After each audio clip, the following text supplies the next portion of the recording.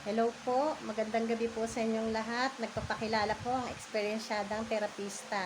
Meron po akong bisita ngayon dito, mga kauna-unahan ko pong kliyente na tumulong po sa aking pag-aaral, nakasuporta. At ngayon nga po natutuwa po sila dahil may narating na daw po ako. At eto nga po sila, pinapakilala ko po sa inyo si Ate Lulu at si Kuya Bonnie Boyles. Yan po si Ate Lulu. Ayan. Ayan po. Magkukwentuhan po kami. Ano ba te, di ba galing kayong Baguio? Buti nandito ako ngayon. Hindi, galing po kami Baguio at umuwi kami kasi may nararamdaman yung asawa ko na parang medyo nangangalay yung kanyang braso. So, naisip niya agad, sabi niya, dahil matagal-tagal lang kami hindi naka-uwi dito, kaya naisip niya agad si Lilet na sabi niya, balik punta tayo kay Lilet. Sabi niya, kasi parang nangangalay yung braso ko. So, kahapon po, dumating kami dito sa Bulacan. May nilakad kami, so ngayon kami, pero kahapon, papansin niya na talagang parang bumabaksak daw yung ganito niya. So, hindi naman niya akala lang niya as in namamanhid. So, pumunta kami ngayon dito kay Lilit, at nalaman nga ni Lilit na parang medyo may parang barabe yung kanyang konektado din sa puso. Ayun, ngayon po, tapos na po yung pag-therapy ko. Ayan si Kuya. Ano po yan naramdaman mo nung malaman ko na may sign ka ng stroke? Ngayon pagkatapos, medyo nawawala na yung ngalay. Parang maganda na, may laban na yung May laban na. Pag ginaganon ko, napipigilan ko. Kahapon, pag ginaganon ko diretso. Umalaglag, walang laban. Walang laban. Ngayon, napipigilan ko. Saka, Nawala. Naglobat. Hindi, okay lang.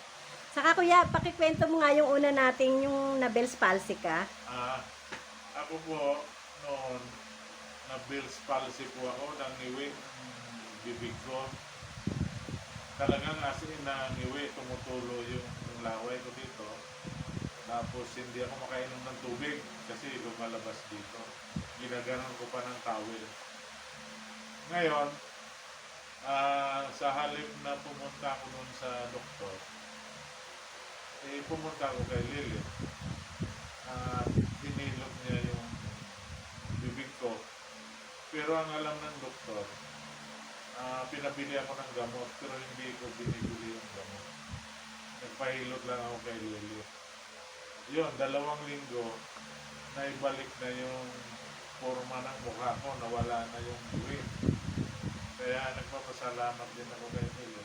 Dahil kung hindi, hanggang ngayon, iwi ako. Ngayon na. At saka mayroon pang isa, kasamahan ko, asawa ng kasamahan ko. Nangiwi din, na Bell's palsy din. Kaya nagtanong siya kung saan ako nagpapahilot noon. Kaya sinabi ko sa kanya, nagpa-therapy, sabi ko sa kanya, sa amin, sa Santa Maria. Kaya dinala din niya yung asawa niya. O 2 session lang din sila. Naalis Hindi na na rin talaga yung gumaling na. iwi ng asawa nung kasamahan ko dati. Ayun. Paano te? Salamat sa pagdalaw nyo. Lalong-lalong sa iyo, maraming salamat kasi talagang sa iyo kami lagi yung umaasa tuwing may nararamdaman kami. Di ba ako, yung aking sa matres ko, sa ko talagang walang doktor, ikaw lang talaga. Ang dami ko yung nagsasabi na Ilang taon na kami na talagang lagi mula sa anak ko, sa apo ko, lahat kami talaga kay Lilet lang. Kaya lagi kami namin pinagdadasal si Lilet na dagdag yung maging malakas siya. Kasi maraming umaasa talaga sa kanya. yung kay Laika nga pala matindi din yun no? Oo, di ba? Yung tinanong ko sa lalabas, sa bibig, sa baba. Oo, no? Yung pala, Nakakatuwa. yung constipated siya, no? Di ba? diba? After nun, di ba? Pero anong sabi ng doktor na kailangan ipa-ultrasound kasi baka mamaya merong mga, yung bato sa abdo. Yung pala, hindi naman. Sinuka lang lahat. Oo, isinuka lang. Parang constipated lang pala talaga yung anak ko. Isang Pero, araw lang, magaling na agad. Yung apo ko, ganun din. Kaya, napapasalamat kami kay Lily talaga. at talagang lagi siyang naiisip namin. Every time na meron kaming hindi magandang pakiramdam, Lilit lang talaga. Lahat ng datihan, ganun sinasabi te. Pag daw may, may nararamdaman na, ako na raw naaalala. Kahapon niya, sa Baguio kami, sabi nila, punta tayo kay Lilit. Oo, sabi ko.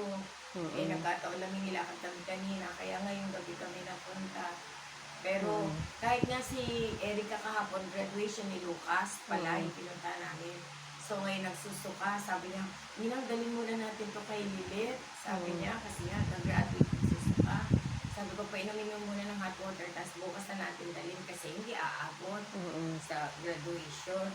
Pati yung anak ko, para sa anak niya, ikaw pa rin yung Lilit pa rin. Nakakatuwa nga eh. Maraming salamat talaga, Lilit. Kaya lang ka nang pinagdadasal. Maging malakas kasi talagang ang daming umaasa sa'yo. Lakas talaga ang kailangan ko. Oo, lakas talaga. Nagkakaedad na rin eh, no? Kaya Pero sa totoo lang talagang lahat ng ano mo sa amin, talagang totoo. Yes. Sa'yo rin kami lumalakas. Salamat. Gumagaling kami ng sabihin dahil lang sa'yo, hindi na. Tanyo nga, yung suporta ko sa inyo na napapagaling kayo, suporta nyo rin sa akin na nababago yung buhay ko, no? Pinagpapahalagahan ko naman. Yes, oo. Diba? Kasi gano'n na yung believe namin sa'yo. 100% yung believe namin sa'yo. Dahil base na rin doon sa dami naming mga naging sakit. Lahat totoo. Kumbaga lahat, napagaling mo kami, lahat. Eto hanggang ngayon, ilang taon na kami, pero awa naman ng Diyos, diba? Lahat naaalagaan mo din yung aming mga katawan. Kaya, salamat talaga kami sa iyo.